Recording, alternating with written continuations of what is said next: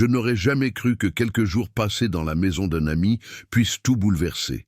Mais parfois, ce qui semble anodin devient une tentation impossible à ignorer. Tout a commencé un soir d'été. Et depuis, rien n'a jamais été pareil.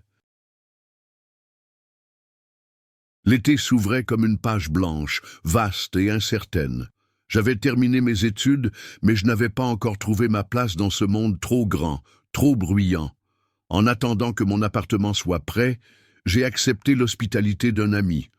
Sa maison était simple, mais ce n'était pas vraiment la sienne qui m'a marqué. C'était l'atmosphère particulière qui régnait chez sa mère. Une atmosphère faite de calme et de silence pesé, comme si chaque objet avait une mémoire. La première fois que j'ai franchi le seuil, j'ai été frappé par l'odeur, un mélange de livres anciens et de vanille, une senteur à la fois douce et mystérieuse. On avait l'impression d'entrer dans un lieu qui avait survécu à tout, sans jamais perdre sa chaleur. Dans ce décor, il y avait Claire. Elle ne se faisait pas remarquer au premier regard, mais quelque chose en elle retenait l'attention. Son allure tranquille, sa façon de se déplacer, comme si elle avait traversé bien des tempêtes sans jamais perdre son élégance. Au début, je n'étais qu'une silhouette secondaire, l'ombre d'un ami qui passait ses journées à rire et à sortir. Mais moi, je voyais autre chose. Dans ce silence où le moindre détail prenait de l'importance, je commençais à remarquer des choses qu'on n'est pas censé remarquer. La lumière qui caressait ses cheveux quand elle passait près de la fenêtre. Le léger sourire qui disparaissait aussitôt, comme s'il appartenait à un monde intérieur qu'elle ne partageait pas. Chaque soir, je retrouvais cette maison. Une maison qui, peu à peu, ne m'apparaissait plus comme un simple refuge provisoire, mais comme le décor d'un mystère que je n'avais pas encore le courage de nommer. Ce soir-là, la maison semblait plus silencieuse que d'habitude. Mon ami était sorti rejoindre d'autres connaissances et je m'étais retrouvé seul au salon. La télévision diffusait un film dont je ne retenais presque rien, perdu dans mes pensées. C'est alors que j'ai entendu des pas descendre l'escalier, légers mais assurés. Claire apparut, vêtue simplement, ses cheveux détachés tombant librement sur ses épaules.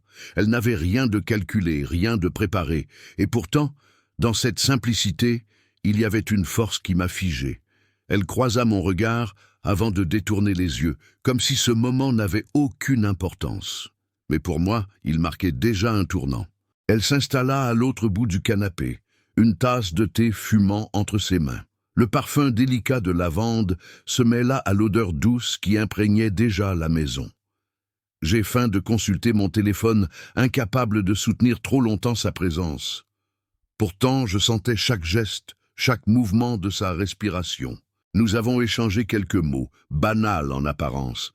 Elle m'a demandé comment se passaient mes projets, mes cours, mes envies pour l'avenir. Sa voix avait une douceur inattendue, mais aussi un poids, comme si chaque question portait quelque chose de plus profond qu'elle ne voulait pas dire. J'ai osé lui demander, à mon tour, quelques détails sur son travail. Elle répondit avec cette élégance naturelle qui rend même les choses simples captivantes. Puis, il y a eu ce petit instant.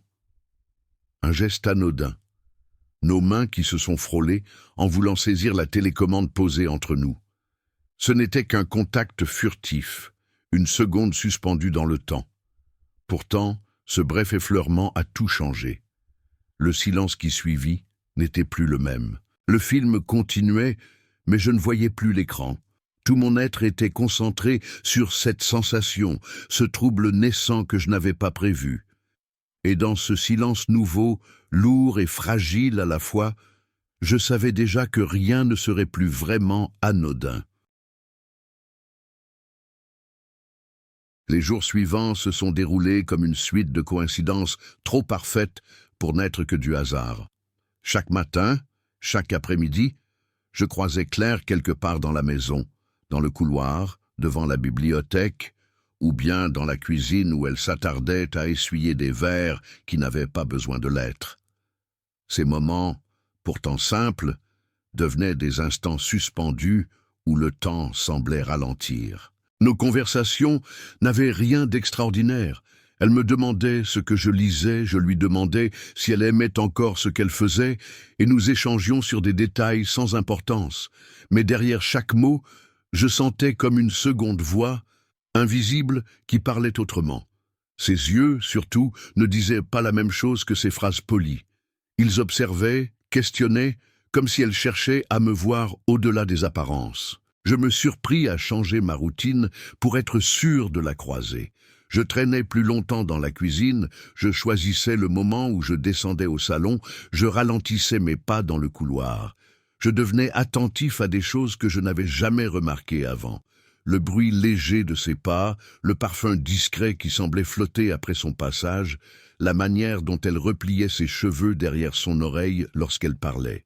Un soir, alors que nous partagions un simple repas, elle posa sur moi un regard qui dura un peu trop longtemps.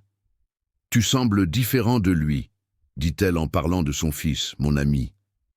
Je haussai les épaules, essayant de masquer le trouble qui montait. « Peut-être que je joue mieux le rôle de l'adulte, » répondis-je à demi-mot. Elle ne rit pas. Elle se contenta d'incliner légèrement la tête, comme si elle avait entendu une vérité qu'elle connaissait déjà. Le silence qui suivit fut épais, presque tangible. On aurait dit que chaque bruit de la maison retenait son souffle avec nous. Dans ses yeux brillait quelque chose que je ne pouvais pas définir. Ni approbation, ni refus. Juste cette intensité qui vous fait croire que vous avez franchi une frontière invisible. Ce soir-là, je compris que nous n'étions plus simplement deux personnes qui partageaient le même espace. Nous tournions autour d'un secret qui ne demandait qu'à être révélé, et chaque mot, chaque geste retenu ne faisait qu'en accentuer le poids. Le week-end suivant, la maison était encore plus silencieuse. Mon ami était parti, me laissant seul avec mes pensées. La pluie battait contre les vitres depuis l'après-midi, et je m'étais installé au salon, un livre à la main que je ne lisais pas vraiment. Le bruit régulier de l'orage emplissait l'air, comme une respiration continue. C'est alors que la porte s'ouvrit. Claire entra, trempée par la pluie, ses cheveux humides collés à son visage, son manteau à la main. Elle semblait fatiguée, mais dans cette fatigue, il y avait une beauté désarmante. Elle s'arrêta un instant sur le seuil, me lança un bref regard, puis murmura d'une voix basse « Quelle journée !» J'hésitai une seconde avant de me lever. « Je peux vous proposer du thé ou peut-être du vin ?» Elle réfléchit un instant, puis répondit doucement « Du vin, oui. » Nous nous installâmes face à face, deux verres entre nous. Le silence, encore une fois, nous enveloppa. Mais ce n'était plus le silence ordinaire d'une maison tranquille. C'était un silence épais, chargé d'attente. Je fixais mon verre, puis ses mains fines qui le tenaient, puis ses yeux qui semblaient éviter les miens. Soudain, elle rompit cette immobilité. « C'est insensé, n'est-ce pas? On dirait un rêve absurde. » Et pourtant, ce n'en est pas un.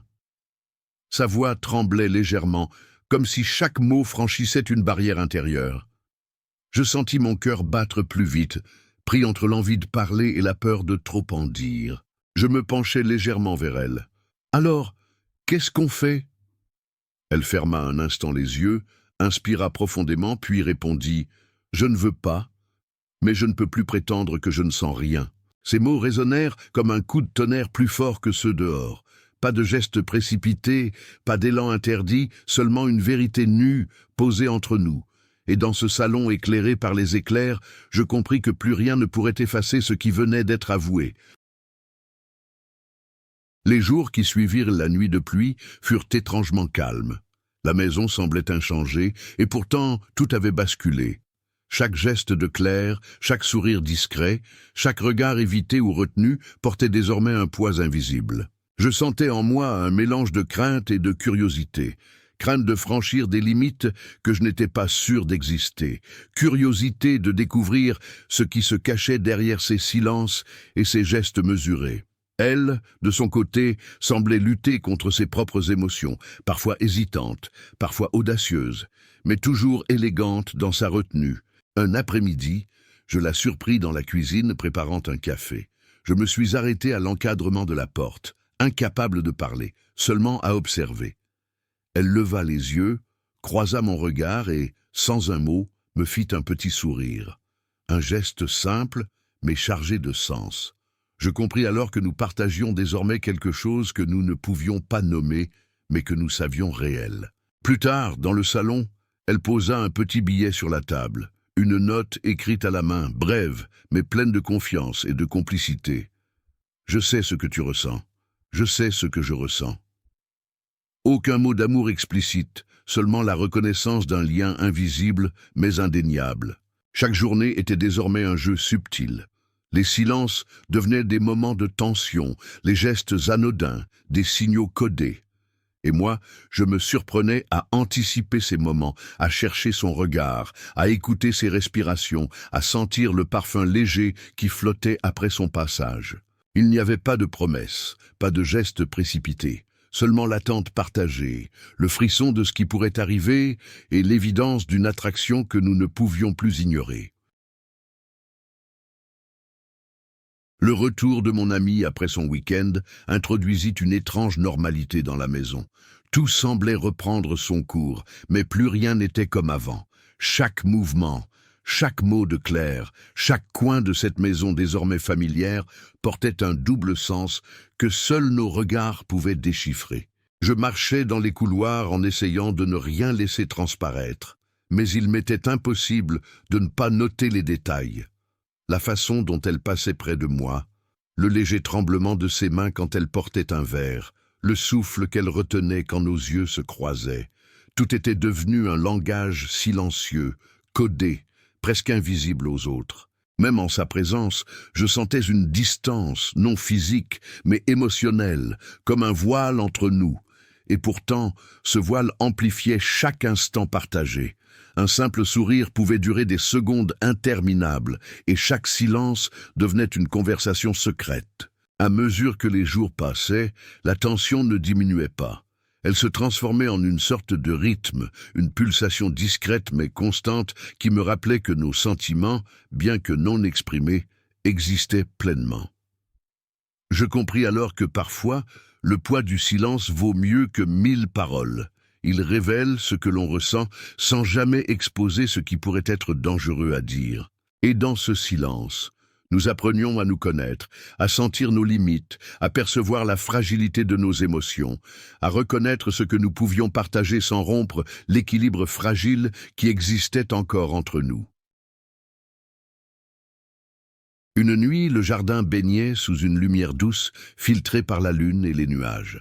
Je me trouvais sur le petit balcon, le regard perdu dans l'obscurité, essayant de trier mes pensées. La maison était silencieuse, et pourtant, chaque souffle semblait chargé d'une tension invisible.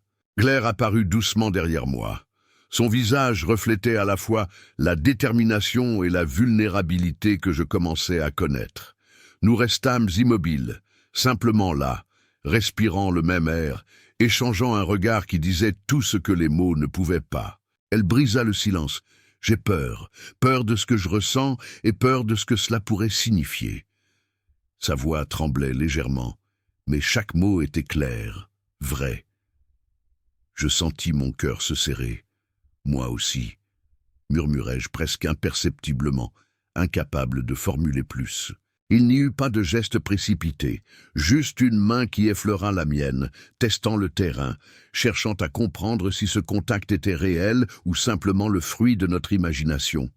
Et dans ce frôlement, dans ce silence partagé, il y eut la certitude. Quelque chose de profond existait entre nous, quelque chose qui ne nécessitait pas de mots ni de gestes explicites pour être ressenti.